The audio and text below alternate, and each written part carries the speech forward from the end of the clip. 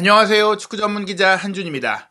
이제 황희찬 선수도 월드 클래스 반열에 진입하고 있습니다. 2023-2024 시즌 프리미어리그 19라운드 전반기 마지막 경기에서 브렌트포드를 상대로 2골을 터뜨렸는데요. 이 2골로 황희찬 선수 올 시즌 프리미어리그 10호 골이자 공식 경기 11호 골을 터뜨리며 잉글랜드 무대 최고의 공격수, 최고의 골잡이, 최고의 결정력을 갖춘 선수로 평가받고 있습니다. 안타까운 허리 부상으로 인해 전반 추가 시간에 교체되면서 실제 경기 출전 시간은 47분여에 불과했지만 모든 매체가 만장일치로 선정한 이날 경기 최고의 선수였고 또 프리미어리그 공식 MOM으로도 선정이 됐습니다. 황희찬 선수의 브렌트포드전 활약이 어땠고 어떤 이유에서 월드 클래스로 평가해야 한다고 말씀드렸는지 주요 장면과 세부 기록 통해서 분석해드리도록 하겠습니다. 2023-2024 시즌 프리미어리그 19라운드 경기가 진행되고 있습니다. 박싱데이 일정인데요. 노팅엄 포레스트가 뉴캐슬의 깜짝 3대1 승리를 거둔 것을 시작으로 본머스가 풀럼의 3대0, 루턴타운이 셰필드의 3대2 승리를 거뒀고 리버풀이 번리의 2대0 승리, 맨유가 에스턴빌라의 3대2로 승리했죠. 12월 28일 한국 시간 목요일 새벽에는 울버햄튼이 브렌트포드 원정에서 4대1 승리를 거두며 지난 시즌까지 프리미어리그 최고 돌풍 중에 하나였던 브렌트포드를 내용과 순위에서 완전히 제압하고 압도한 모습을 보였고요. 위기의 첼시는 크리스탈 팰리스의 2대1 승리를 거두면서 울버햄튼의 순위 역전만은 허용하지 않았고 클럽 월드컵 우승을 차지하고 돌아온 맨체스터 시티는 에버튼을 상대로 선제골을 내줬지만 결국에는 3대1로 뒤집기 승리에 성공했습니다. 브렌트포드와 울버햄튼의 경기 득점 시간대를 보시면 전반 13분 첼시전의 영웅이었던 마리오 르미나가 선제골을 넣고 곧바로 황희찬 선수가 추가골을 넣었는데요. 위사 선수의 만회골이 터지면서 난타전 양상으로 흐르는 듯 했지만 황희찬 선수가 한 골을 더 전반전에 추가하면서 3대1로 쐐기를 박았고 후반전에 벨레가르드가 한 골을 더 보태면서 원정에서 4대1 완승을 거뒀습니다. 첼시전 승리에 이은 이번 브렌트포드전 승리를 통해서 울버햄튼이 2연승을 거두면서 승점 25점을 얻었는데요. 첼시도 이날 승리하면서 승점 동률, 골득실 차에서 밀린 울버햄튼이 11위지만 지금의 기세라면 충분히 탑10 안으로 진입하고 나아가 유럽 대항전 진출권까지 노릴 수 있는 흐름입니다. 현재 9위인 브라이튼과의 승점 차이가 2점에 불과하고 8위 뉴캐슬과도 4점 차밖에 되지 않는 상황, 7위 웨스트햄과 5점 차, 6위 맨유와도 승점 차이가 6점에 불과합니다. 즉 지금의 기세와 흐름이 이어진다면 좋을 텐데 역시나 울버햄튼 입장에서는 걱정되는 것이 황희찬 선수가 20라운드 경기를 치르고 나서 아시안컵에 차출되어야 한다는 것일 것 같습니다. 이날 경기 프리미어리그 공식 홈페이지가 전문가 패널 선정 후보군을 통해서 팬투표로 선정한 맨 오브 더 매치 역시 황희찬 선수였는데요. 무려 78.4%의 압도적인 지지를 받았는데 4골 중에 2골을 직접 넣었고 사실상 선제골 르미나 선수의 헤더골 직전에도 황희찬 선수의 슈팅이 상대 수비에 맞고 흐른 공이 재차 크로스로 넘어왔기 때문에 3골에 관여한 전반전의 활약만으로도 이날 경기 가장 큰 영향력을 펼쳤다라는 인정을 받았습니다. 통계 매체 최고의 선수도 당연히 황희찬 선수였는데요. 폰몹의 평점에서는 무려 8.7점을 받으면서 말씀드린 대로 전반전 출전만으로도 다른 모든 선수들을 압도하는 평가를 받았고요. 후스쿼드닷컴의 평점에서도 8.3점으로 스타맨에 선정이 됐습니다. 쐐기골을 어시스트했고 또 골대 강타가 있었던 쿠니아가 8.2점으로 아슬아슬한 차이를 보이긴 했지만 전반적인 경기 영향력은 역시 황희찬 선수가 좋았고 무엇보다 최근에는 이 표기된 위치를 보시면 아시겠지만 황희찬 선수가 명확하게 최전방에서 뛰면서 쿠니아가 황희찬 선수의 압박을 도와주고 또 수비 견제를 분산시켜주는 역할을 통해서 울버햄튼 자체가 황희찬 선수가 최전방에서 골을 넣도록 하는 전술을 쓰고 있다. 이 점이 주목할 부분이라고 할 수 있겠습니다. 소파스코어에서도 황희찬 선수가 8.2점으로 경기 최고의 선수로 선정이 됐는데요. 이날 경기 울버햄튼이 4대1로 이기긴 했지만 결국에 승리의 원동력은 황희찬 선수의 결정력이었다라고 평가할 수 있겠습니다. 이날 경기의 세부 기록을 살펴보면 브렌트포드의 기대 득점이 2.16골로 2.1골이었던 울버햄튼보다 근소하게 앞섰어요. 슈팅 숫자도 14대11로 홈팀인 브렌트포드가 더 많았는데 유효 슈팅은 울버햄튼이 5대4로 더 많았다. 그리고 점유율도 브렌트포드가 60%였잖아요. 황희찬 선수 같은 경우에는 이날 시도한 2개의 슈팅을 모두 득점으로 연결하는 100%의 슈팅 정확성과 골 결정력을 보였기 때문에 이런 확실한 황희찬 선수의 결정력이 양팀 간의 차이를 만들었다고 할 수 있겠습니다. 그리고 무엇보다 팀이 꼭 필요한 순간, 흐름이 넘어갔다는 순간에 골이 나온 것도 굉장히 중요한데요.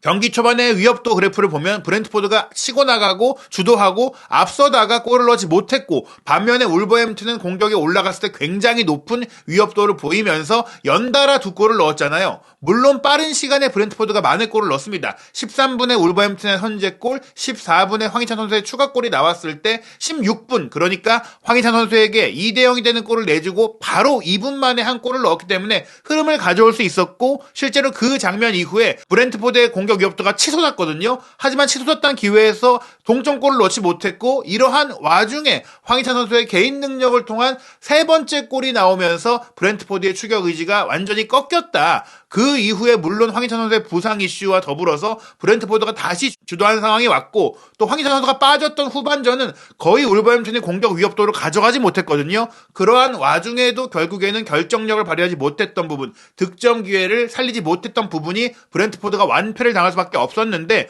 물론 경기를 지배하고 플레이를 어떻게 풀어가느냐도 중요하지만 결국 축구는 골을 잘 넣어야 이길 수 있는 스포츠로서 황희찬 선수가 이제는 프리미어리그 무대, 세계 최고 리그의 무대에서도 최고급 결정력을 갖춘 골잡이라는 것을 이번 경기에 다시 한번 입증한 것이고, 올 시즌에 마침내 황희찬 선수의 포텐이 다 터졌다라고 볼 수 있는 결과인 것입니다. 이날 경기 시간대별 기대득점 그래프를 보더라도 아시겠지만, 초반에는 브렌트포드가 동등하게 가다가 황희찬 선수의 두 번째 골, 세 번째 골이 나올 때 울버햄튼의 기대득점이 확 치솟았죠. 그 뒤에는 미미한 증가밖에 없었어요. 즉 황희찬 선수가 있을 때 울버햄튼의 득점 기대값이 굉장히 높아졌고, 반대로 브렌트포드는 황희찬 선수가 빠지고 나서 기대득점값이 올라갔다. 즉 황희찬 선수의 유무에 따라서 경기의 득점 기대값이 좌우될 정도로 큰 경기 영향력을 발휘했다는 것입니다. 황희찬 선수의 이날 경기 평균 위치를 보면 명확하게 팀 내에서 가장 높은 위치, 게다가 사이드에서 높은 위치도 아니고 중앙 전방으로 이동하면서, 이제는 게리 오닐 감독이 확실히 황희찬 선수를 최전방 스트라이커 원톱 자원으로 기용하면서 황희찬 선수의 속도, 압박, 결정력을 적극적으로 활용하고 있다고 보시면 될 것 같아요. 마테우스 쿠냐가 명목상으로는 9번 공격수이지만 실제 위치는 쿠냐가 황희찬 선수의 뒤를 받치는 형태로 운영되고, 사라비아도 10번 미드필더의 역할에서 공을 뿌려주고 좌우 윙백이 올라가서 사이드 플레이를 하니까 이제 황희찬 선수는 울브스의 윙어가 아닌 주 득점원이자 골잡이로 뛰고 있다, 이렇게 보시면 될 것 같습니다. 황희찬 선수의 개인 히트맵을 보시면 아시겠지만 상대 문전 안에서 가장 짙은 색깔이 나오고 있고, 중앙지역 위주로 플레이했고, 이제는 수비 가담으로도 많이 내려오지 않습니다. 다른 선수들이 수비해주고 황희찬 선수는 공격에만 집중할 수 있는 플레이가 나오고 있는데요. 황희찬 선수 이날 두 차례의 슈팅 시도가 모두 골대 안으로 이어진 유효 슈팅이었고요. 또 4차례의 드리블 시도 중에 2차례 성공할 정도로 드리블 성공률도 높았습니다. 패스 성공률이 77%지만 13번의 패스에서 10개가 연결됐으니까 실질적으로 미스는 3번밖에 없었던 것이죠. 그리고 이제 파울도 2개를 기록했는데, 공격수로서도 파울이 나왔다는 것은 굉장히 적극적으로 수비 전방 압박을 해줬다라는 얘기고, 다만 경합에 있어서는 7번 중에 2번을 승리하면서 이날 몸 상태가 완벽하지 않았잖아요. 2골을 넣으면서 기세를 올리다가 상대와의 충돌과 또 힘든 그런 일정 속에서 허리 부상으로 황희찬 선수가 이제 전반 추가 시간에 교체가 됐기 때문에 기록적으로 좀 아쉬웠던 면이 있었던 것이지, 실제 경기 영향력과 파괴력은 대단했습니다. 이날 경기 전반 13분에 울버햄튼이 선제골을 넣었는데, 1차적으로 코너킥이 연결됐을 때 문전 혼전 와중에 황희찬 선수의 슈팅이 상대 수비를 맞고 다시 사이드로 흘렀을 때 코너킥을 연결했던 사라비아가 왼발 크로스를 올렸고, 이 크로스를 뒤에서 달려들으면서 용수철처럼 튀어오른 마리오 르미나가 강력한 헤더 슈팅으로 선제골을 넣었는데요. 그리고 나서 곧바로 1분 만에 황희찬 선수가 후방 빌드업으로 경기를 만들어가던 브렌트포드를 압박했어요. 그러면서 콜린스가 골키퍼에게 패스를 내주는데 놓치지 않고 굉장한 속도로 우다다다다 뛰어가면서 골키퍼 앞에서 공을 낚아채고 빈 골문에 득점을 한 것입니다. 황희찬 선수가 최근에 손흥민 선수가 유럽 5대 리그 최고의 최전방 스프린터, 최전방 압박 능력을 보여주고 있는데, 그 선배의 장점을 또 배우고 흡수하면서 이런 멋진 압박골을 만들어냈고요. 그리고 나서 말씀드린 16분, 브렌트포드가 한 골을 따라왔죠. 고공 공격을 막 시도하고 공을 투입하면서 혼전이 벌어졌을 때 무페이가 툭 넘겨준 공을 위사 선수가 빠른 타이밍에 하프 발리 슈팅으로 연결하면서 한 골을 따라왔거든요. 이러면서 다시 분위기를 브렌트포드가 가져오는 모양새였지만, 또 한 번 울브스의 전방 카운터 프레스가 대단했습니다. 게리 오닐 감독이 강한 전방 압박, 내려서는 게 아니라 상대 지역에서 압박하고 바로 끊어서 신속하게 공격하는 이 개겐 프레싱을 잘 쓰고 있는데 전반 28분에 브렌트포드가 공을 전개할 때 롱볼로 연결할 때 울브스의 수비수인 토티 고메스가 달려나오면서 수비형 미드필드 위치에서 헤더로 공을 잘라냈어요. 그런데 잘라냄과 동시에 이 공이 황희찬 선수에게 날아갔습니다. 이게 우연인 것이 아니라 지금 울브스의 공격 플레이, 공격 전개는 최대한 빨리 황희찬에게 공을 전달하라. 또 황희찬의 속도를 활용해서 상대의 뒷공간을 무너뜨려라. 이런 형태로 연결되고 있습니다. 앞서 말씀드린 황희찬 선수의 전방 압박을 통한 득점 상황도 어떻게 보면 황희찬 선수의 속도를 활용한 득점이었는데요. 토티 고메스의 헤더가 연결됐을 때 황희찬 선수 침착하게 오프사이드 트랩에 걸리지 않은 채 아주 영리한 위치에서 공을 잡았고 이 다음 플레이는 황희찬 선수가 속도만 있는 게 아니라 기술도 대단하다. 사실은 아시다시피 세계적인 한국의 프리스타일 축구 선수죠. 전권 선수의 아카데미에서 시간이 날 때마다 많은 그런 고급 기술들, 신출귀몰한 기술들을 배워왔던 황희찬 선수인데 판다이크를 제쳤던 제치기 기술의 좀 업그레이드 버전이 아닌가 싶어요. 골키퍼 앞에, 수비 앞에서 피녹이 자신을 향해 달려들어왔을 때 이 공을 툭 차 올리는 솜브레로 기술, 스페인어로 솜브레로가 이제 멕시코식의 그 모자를 얘기하거든요. 챙기는 모자인데 이 모자를 벗긴다는 의미예요. 툭 차서 모자를 넘긴다. 그래서 이 공을 차서 상대 수비의 키를 넘기고 골키퍼가 또 달려나왔을 때 이 차는 생각을 못했잖아요. 몸의 중심이 무너졌으니까 빠른 타이밍에 발리 슈팅을 때려 넣으면서 3대1을 만들었고 결국에는 이 골이 나오지 않았다면 브렌트포드가 계속 몰아치고 있었기 때문에 동점골이 나올 수 있었고 만약에 홈에서 이렇게 0대1을 2대2로 만들었다면 홈팬들의 분위기라든지 선수들의 사기라든지 이런 것들이 확 치솟을 수 있는 상황이었기 때문에 이 골이야말로 결국에는 울버햄튼이 이길 수 있었던 결정적인 골인데다가 실제적으로도 4대1로 울버햄튼이 이겼기 때문에 팀의 두 번째 골과 세 번째 골을 넣은 황희찬 선수가 결승골의 주인공이었다라고 말씀드릴 수 있습니다. 하지만 안타깝게도 황희찬 선수가 전반 추가 시간에 두 차례나 허리를 보여잡고 조금 주춤하고 주저앉는 모습들이 있다가 결국에는 들어 누웠거든요. 황희찬 선수의 커리어에 있어서 가장 큰 적이 결국엔 상대 수비수가 아니라 본인의 몸 상태, 부상 이슈였는데요. 이 부상에서 황희찬 선수가 굉장히 고통스러워했고 결국엔 전반 추가 시간에 벨레가르드와 교체되는 상황이 벌어졌기 때문에 아시안컵도 앞두고 있으니까 울버햄튼도 울버햄튼이지만 우승을 노리는 한국 대표팀도 굉장히 걱정스러웠는데 경기 후에 영국 현지 기자들의 후속 보도를 보니까 큰 부상 아니다, 걱정할 만한 부상 아니다라는 이야기가 나와서 이번 주말 경기 빠르면 복귀할 수 있고 최소한 아시안컵 참가에는 문제가 없을 것으로 보입니다. 3대1인 상황에서 후반전 황희찬 선수가 빠지고 나서는 브렌트포드가 공격을 주도했지만 79분 이날 경기 브렌트포드의 경기를 망친 것은 센터백 콜린스였던 것 같아요. 콜린스의 패스 미스를 이번에는 쿠냐가 압박해서 차단한 이후 벨레가르드에게 패스를 내줬고 벨레가르드가 빠르게 구석으로 찔러 넣는 슈팅을 통해서 울버햄튼이 4대1로 쐐기골을 넣으면서 더 이상의 경기 별다른 상황 없이 울버햄튼이 승리했습니다. 이날 경기 득점으로 황희찬 선수 10호 골에 도달했습니다.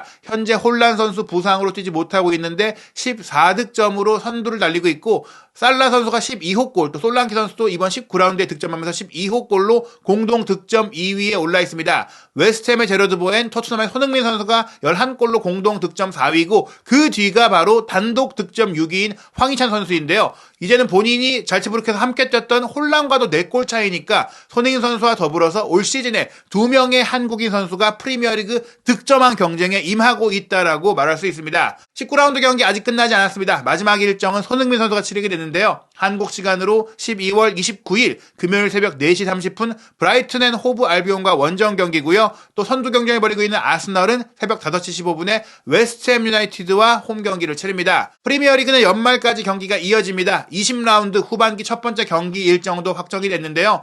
루턴타운과 첼시가 12월 30일 토요일 저녁 9시 30분에 첫 번째 경기를 치르고 한국 시간으로 12월 31일 0시에 울버햄튼과 에버튼의 경기, 그리고 12월 31일 일요일 밤 11시에는 토트넘과 본머스의 경기가 펼쳐집니다. 이 경기를 치르고 나서 1월 2일에 아시안컵 대표팀의 완전체 소집이 이뤄지기 때문에 황희찬 선수와 손흥민 선수도 아랍에미리트 아부다비에서 열리는 훈련 캠프로 이동할 예정인데요. 그렇기 때문에 2024년 1월 첫 번째 일정인 FA컵 경기는 황희찬 선수와 손흥민 선수가 뛰지 못할 것으로 예정되고 있습니다. 20라운드 후반기 첫 경기까지도 한국인 선수들의 득점 행진이 이어질 수 있을지, 또 황희찬 선수 역대급 시즌 보내고 있는데 월드 클래스로 공인받을 수 있는 최고의 시즌을 계속해서 이어갈 수 있을지 한준TV에서 한국인 유럽파 선수들의 모든 이야기 확인하시기 바랍니다.